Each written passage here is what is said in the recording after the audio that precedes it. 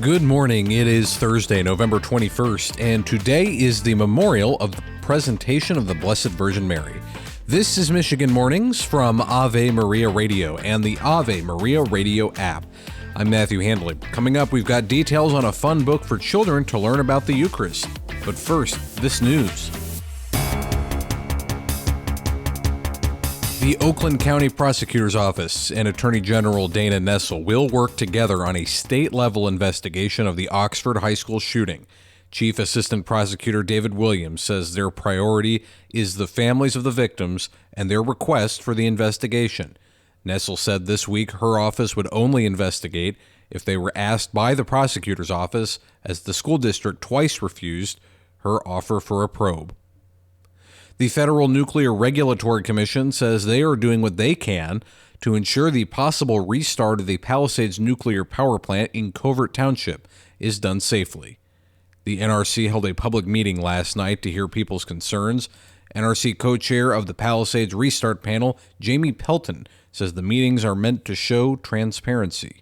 This is such an important opportunity for the NRC to communicate with the public what we are doing to ensure that any potential restart is safe. We want to hear the public concerns. We want to answer questions. Some area residents still oppose the plan restarting. The NRC will hold another meeting in the next few months. Michigan Republican Party Chairman Pete Hoekstra has been nominated by President-elect Donald Trump to be the U.S. ambassador to Canada. Hoekstra served 2 decades in Congress representing West Michigan and also served as U.S. ambassador to the Netherlands during Trump's first term.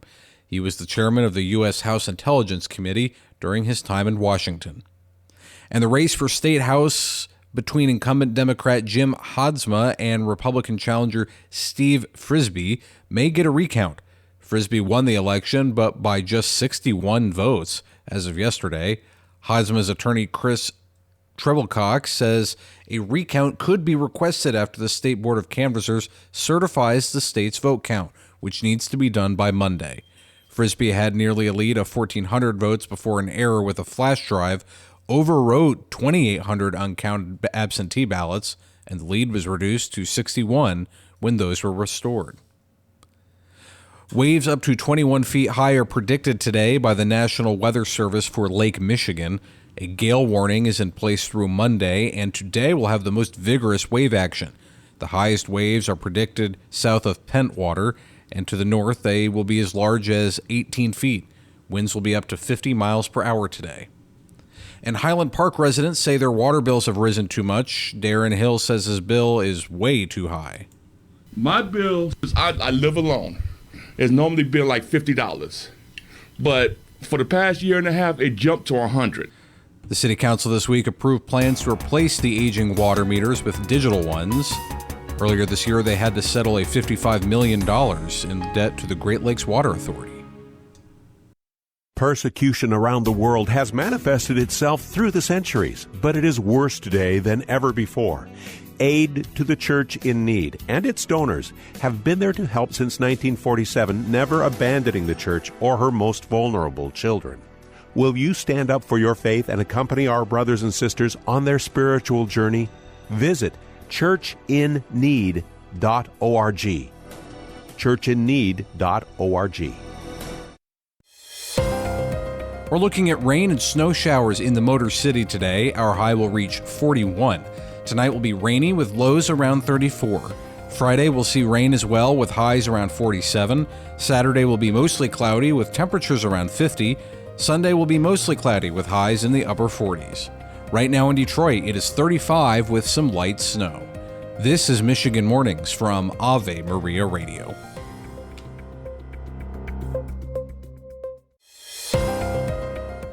We're looking at rain and snow showers in the Saginaw Valley today. Our high will reach 43. Tonight will be mostly cloudy with lows around 34. Friday, we have a 30% chance of more showers with highs around 47. Saturday will be mostly cloudy with temperatures in the upper 40s. Sunday will be mostly cloudy with highs in the upper 40s. Right now in Saginaw, it is 34 with mostly cloudy skies.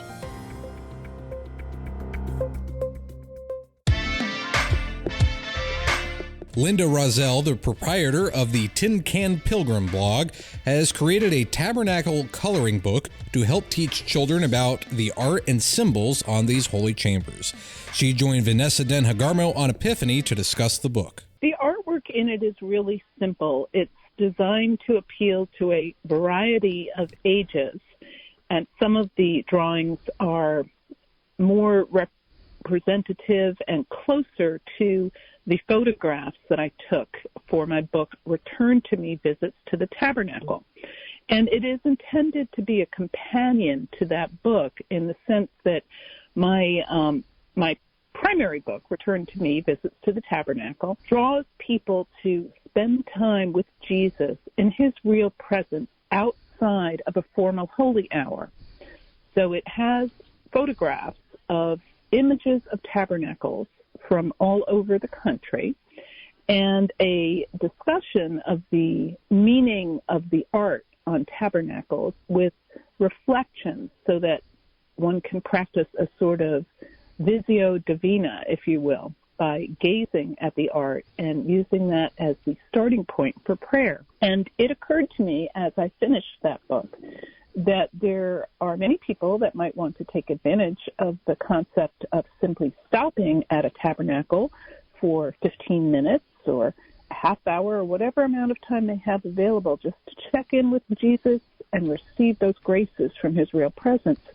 But it's hard for moms who have small children to do that because even though as an adult my attention wanders, and that's why I like the visual approach of meditating upon what I'm looking at.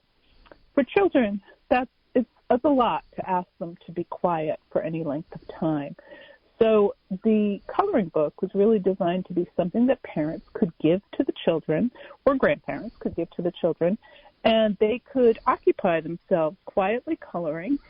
And then later, one could have a discussion with your child about the meaning of symbols that are in the coloring book. Epiphany is on weekdays at noon here on Ave Maria Radio and streaming on the Ave Maria Radio app. St. Sophronius says, if he whom Mary bore was truly God made flesh, then rightly do we call her God's mother. I'm Matthew Handley. That does it for this edition of Michigan Mornings on a Thursday. Lord willing, I will talk to you again tomorrow. And until then, goodbye.